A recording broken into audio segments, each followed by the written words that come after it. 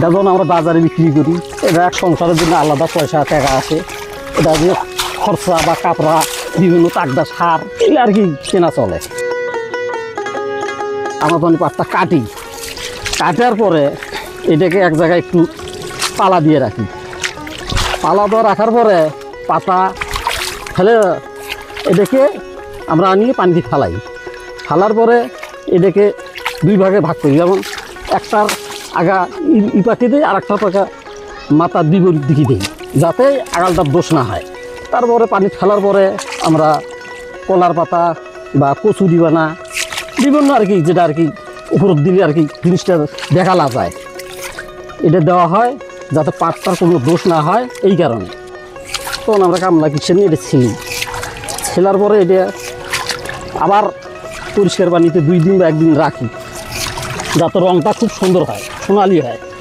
সোনালি হলে বাজার বিক্রি করার জন্য 2 টাকা আর কি বেশি পাওয়া যায়, লাভ আসে। মনে করেন যে খরচা যদি বিঘাতে ধরেন 10,000 বা 15,000 যায়, লস না হলে 20 টাকা দিবেন, 20-30 হাজার পর্যন্ত বিক্রি হয়, এতটুকুই। আমরা তো আশা করি মনে করেন বিঘাতে হলো 10 থেকে 11 মণ এই হিসেবে আবাদ করি। একটা বললাম যদি 1 বিঘা জমি হলে 10 থেকে যদি 11 মণ আসে, তাইলে মনে করেন যে প্রায় 30-35 হাজার টাকা আসতেছে। একটু কম আইলেই তখন কম আসতেছে। চট বস্তা এটা তৈরি হয়। তারপরে হচ্ছে অনেক সময় যে দড়ি, অনেক কাজের জন্য দড়ি এটা ব্যবহার হয়। তারপরে সিনটেটা রান্নার জন্য এটা ব্যবহার হয়। এটা আমাদের নিজেরই। আমরা যে এই সিনটেটা এটা হচ্ছে অনেক সময় মোটা হিসেবে বিক্রি করি, মোটা। আর এই পাট এটা হচ্ছে 5 কেজিতে 1 ধরা বলি, 1 ধরায় 40 কেজি 8টা, এই মন হিসেবে বিক্রি করি। এটা বাজার যত ওঠে, 4,000 উঠুক, 3,000 হোক, 3,500 হোক, বা যেটাই হোক, এমনি বিক্রি করি।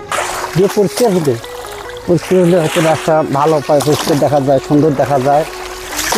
কাঁচার রঙটাও ভালো হয়।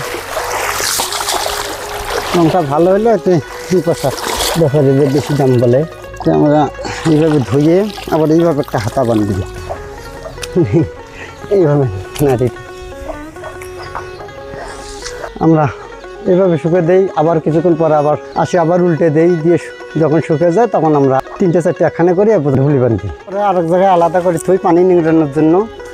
পরে ওখান থেকে নিয়ে আসি, এভাবে মাথায় একটা গিট্টো দেই, পাটকাঠি। আমরা একটা গ্রামের ভাষায় বলি আমরা সিন্নের ঠংরা। হ্যাঁ, এই সিন্নের ঠংরা আমরা রোদে নিয়ে যা শুকাতে দেই। এইভাবে ঠংরা বাঁধে আমরা রোদে শুকাইতে দেই।